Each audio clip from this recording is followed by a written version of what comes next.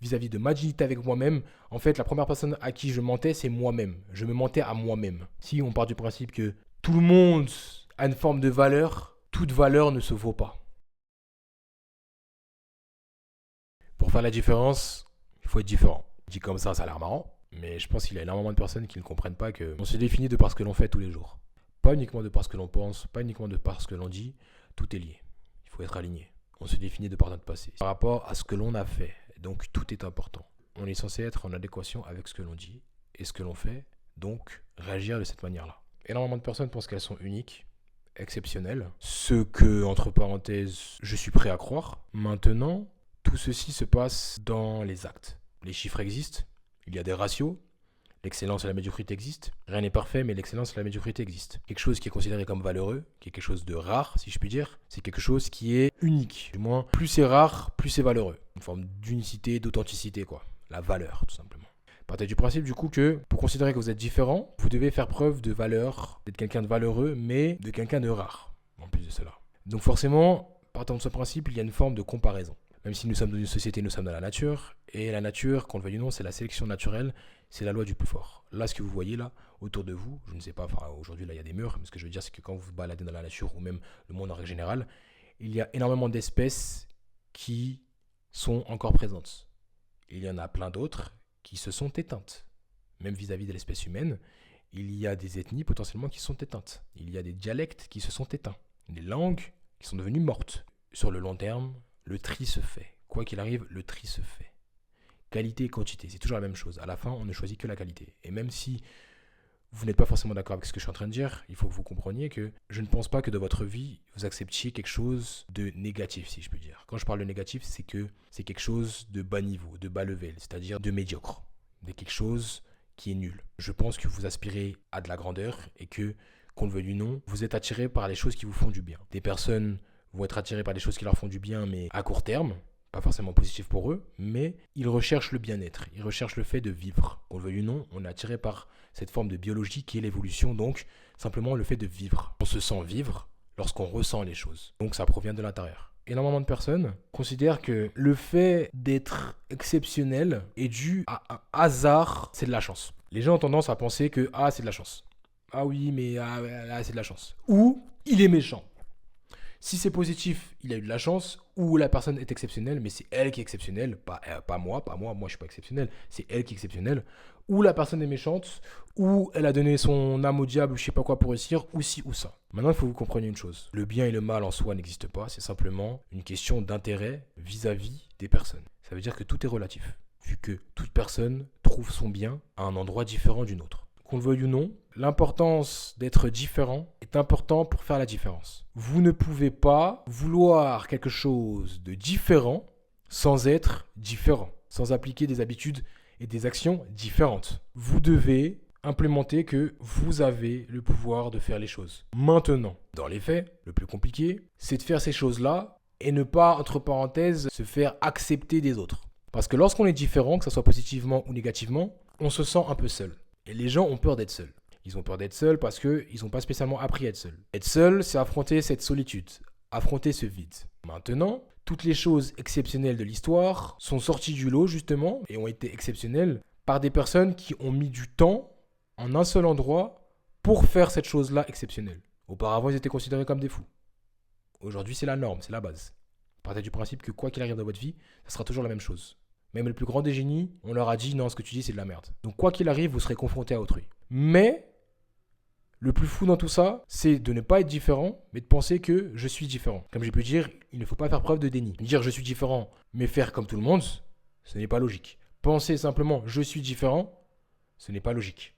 Il faut penser, il faut le dire, il faut agir. Le plus important lorsqu'on le pense et qu'on le dit, c'est qu'on l'affirme auprès du monde, parce qu'on le dit, vu que la parole a un pouvoir. Maintenant, il faut pouvoir le faire. Il ne faut pas se mentir à soi-même. Parce que oui, la plus importante des relations, c'est celle que vous avez vis-à-vis de vous-même. Beaucoup trop de personnes se mentent à elles-mêmes. Je suis exceptionnel, moi je suis différente, moi je suis ci, moi je suis ça. Ok. Résultat. Et je sais de quoi je parle parce que j'ai toujours été cette personne-là. J'ai toujours eu de grandes ambitions. Maintenant, j'ai pris du temps à comprendre. Enfin, à mon échelle, c'est du temps. Il y a des gens qui prennent toute leur vie pour le comprendre. Enfin, bref, c'est triste. Ou pas. Parce qu'à la fin, chacun a ce qu'il mérite. Bref, ça a pris du temps à mon échelle, selon moi, selon ma conception du temps. Ça m'a pris du temps de comprendre que Je dois apporter des résultats à mes paroles. Et avoir une vision juste particulière en mode oui, je suis différent, j'aurai ci, j'aurai ça, mais le temps passe et j'ai toujours pas de résultat, c'est chaud. Pour ma personne, vis-à-vis de ma dignité avec moi-même, en fait, la première personne à qui je mentais, c'est moi-même. Je me mentais à moi-même. Et ça, c'est problématique. Pourquoi je me mentais à moi-même? Parce que potentiellement, je me souciais trop de la vie des autres. J'ai pas pris le temps de me concentrer sur moi. Plus je me concentre sur moi, plus j'avance dans ma vie. C'est paradoxal. Enfin, ça l'est pas réellement en fait, c'est logique. Mais il faut que vous compreniez que pour faire la différence, vous devez absolument être différent. Peut-être que vous aspirez pas du tout à faire la différence, mais commencez pas à dire que vous êtes différent des autres. Il y a des personnes, et même en ça, j'avoue, j'ai du mal, les personnes qui disent non, mais moi je suis normal, ah, moi je suis pas compliqué, je suis normal. J'ai du mal en fait avec le concept de normal. Pour moi, normal, c'est un mot qui ne devrait pas exister. Sauf que c'est triste à dire, mais comme j'ai pu dire, il y a l'excellence, il y a la médiocrité, et on considère que quelque chose est rare et quelque chose a de la valeur lorsqu'il est unique en son genre, si je puis dire. Dans ma vie, en tout cas, j'ai décidé d'être unique, de sortir du lot, d'être libre. Beaucoup de personnes ont accepté, ils ont une forme de fatalité, si je puis dire. Ils ont accepté une forme de fatalité négative dans leur vie, puisque oui, malheureusement, la fatalité est toujours négative, on dirait. Elle est toujours nulle. Mais bizarrement, je pense que toute personne aspire à plus, parce que même une personne qui dit « moi, je suis normal », lorsqu'elle dit et qu'elle se vante qu'elle a fait telle ou telle chose, elle est allée dans les endroits qui sont, entre parenthèses, connus. Donc moi, je pars du principe que toute personne est attirée par une forme de biologie, une forme d'évolution constante à l'intérieur d'elle-même. Simplement, potentiellement, on n'a pas mis la graine nécessaire et on ne l'a pas arrosée constamment pour que cette personne-là continue à avoir cette ambition-là. Tout le monde a de l'ambition. C'est normal d'être ambitieux. Maintenant, il faut pouvoir y croire et il faut pouvoir faire les actions nécessaires pour réaliser ces ambitions-là. Ça demande du courage. Après, comme j'ai pu dire, c'est l'environnement, c'est la sélection naturelle. Mais moi, j'ai du mal avec les personnes qui se permettent de dire que, ouais, enfin, elles se permettent. C'est pour elles-mêmes qu'elles parlent. Mais ça me frustre de voir à quel point il y a des humains qui ne mettent pas spécialement d'estime plus grande pour elles-mêmes. Ça me frustre pour elles-mêmes. En fait, je suis tellement attiré par la performance, par la grandeur, par l'évolution. Je pars du principe que c'est la base, c'est normal. La conquête, si je puis dire. Que ça me frustre de voir que quelqu'un n'aspire pas à plus dans sa propre vie. Chaque fois, je suis dans une forme d'empathie, malgré le fait que parfois je parle assez crûment et que les gens pensent que je suis pas empathique. Je me mets dans une forme d'empathie vis-à-vis des gens et je me dis, mais comment tu peux accepter ça pour toi, pour ta vie à toi? Malheureusement, je dois faire avec. Comme j'ai pu dire, on a ce que l'on mérite. Je suis bien content d'être moi parce que je suis ce que je suis. Et je considère que je suis exceptionnel, je sors du lot parce que je suis déjà prêt à accepter la vérité. Maintenant, je vais tout faire ce qui est en mon pouvoir, je suis prêt à mourir pour atteindre mes objectifs et mes ambitions. Et je pars du principe que c'est la base de toute chose. Si on en revient à la nature, à l'ancienne, t'étais face à un lion ou je sais pas quoi, je pense que, bon, t'avais faim, si t'avais un membre en moins, ben, quoi qu'il arrive, t'avais ce côté survie, peut-être t'avais peur, t'étais tétanisé, soit tu te fais bouffer comme une victime, comme une proie, mais bref, t'essaies de t'en sortir, quoi, tu courais. Pour ta survie, t'essaies de manger, bref, tu te débrouillais.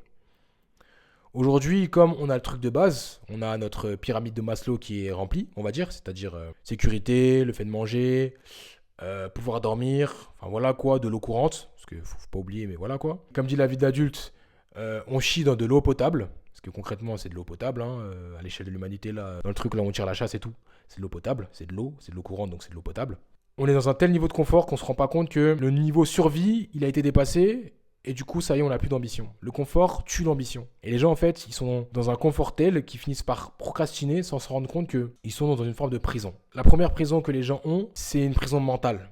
Et les gens n'aspirent pas à mieux, mais en même temps, ils sont dans cette dissonance cognitive dans le sens où ils veulent quand même mieux. Lorsqu'ils partent en vacances, ils essayent d'améliorer leur situation en sens je suis parti ici, je suis parti là, c'est trop bien, il y avait ci, il y avait ça, c'était incroyable. Dans ça où les gens qui disent ah non, moi je suis quelqu'un de normal, mais en même temps je suis normal, je considère que je suis normal, mais je suis attiré par les grandes choses. Je considère qu'elles mentent à elles-mêmes, c'est simplement qu'elles ont une forme de fatalité vis-à-vis d'elles-mêmes. Elles ont arrêté de rêver.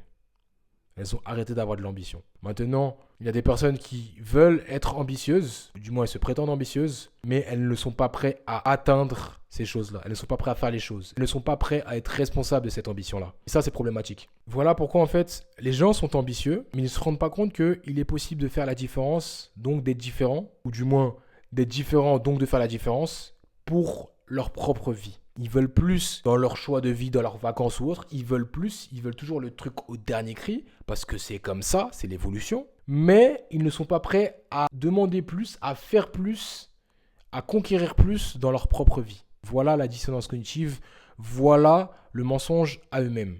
Et ça, dans un sens, ça me rend triste. Mais pas réellement, parce que, comme j'ai pu dire, on n'a que ce que l'on mérite. Et que Si on veut réellement, si cet instinct survie que nos prédécesseurs nous ont passé à travers leur sang n'est pas en vous dans une forme de liberté, parce que oui, auparavant les gens ils se battaient pour la liberté. Aujourd'hui les gens se sentent libres de par leur corps, ils ne vivent que par leur corps, sans comprendre qu'ils sont totalement en prison dans leur propre vie, dans leur propre mental, dans leur propre psychologie. Ils ne vivent que par le corps, à travers le corps, je ne sais pas, cigarettes, substances, alcool, vacances. Ils ne vivent que par procuration en gros. Mais lorsqu'il s'agit d'être libre mentalement parlant, ils disent ah non moi je peux pas. Non pas pour moi. Les gens s'empêchent de rêver. Pour être la différence, il faut être différent. Pour faire la différence, il faut être et faire différemment. Messieurs, dames, pour être différent, faites les choses différemment. Ne suivez pas la masse. La rareté ne se trouve pas dans la masse. Si on part du principe que tout le monde a une forme de valeur, toute valeur ne se vaut pas. Parce que on ne respecte que les gens qui font les choses beaucoup plus difficiles. Parce que justement, ça l'est. C'est difficile. Ce qui est facile, c'est à la portée de tout le monde. C'est la sélection naturelle, c'est comme ça. On regarde les grandes choses parce que c'est grand, c'est rare. Vous êtes attiré par les choses qui sont rares. Donc ne vous mentez pas à vous-même, soyez rare. Et pour être rare, il faut être différent, il faut faire les choses différemment. Mais pour ce faire, il faut commencer par s'affirmer. À partir du moment où vous vous affirmez, tout est facile. Vous vous rendez compte que vous êtes une planète à vous tout seul et que les gens ils gravitent autour de vous et non pas le contraire. Les gens sont les spectateurs de la vie d'autrui. Vous devez être acteur de votre propre vie. Et ça, c'est important. Pour être la différence, il faut être différent. Pour faire la différence, il faut faire différemment des autres. On est en compétition. La nature, sélection naturelle. Soyez différent, faites différemment, assumez-vous. Quoi qu'il arrive, prenez la responsabilité des choix que vous avez pris. Quoi qu'il arrive, vous êtes responsable. Positivement ou négativement, vous êtes responsable. Vous pouvez faire des erreurs, des échecs, mais c'est pas grave. Avancez. N'abandonnez jamais. Si vous devez retenir une phrase, c'est ça. N'abandonnez jamais. Soyez différent. Oui, bien sûr, vous avez raison.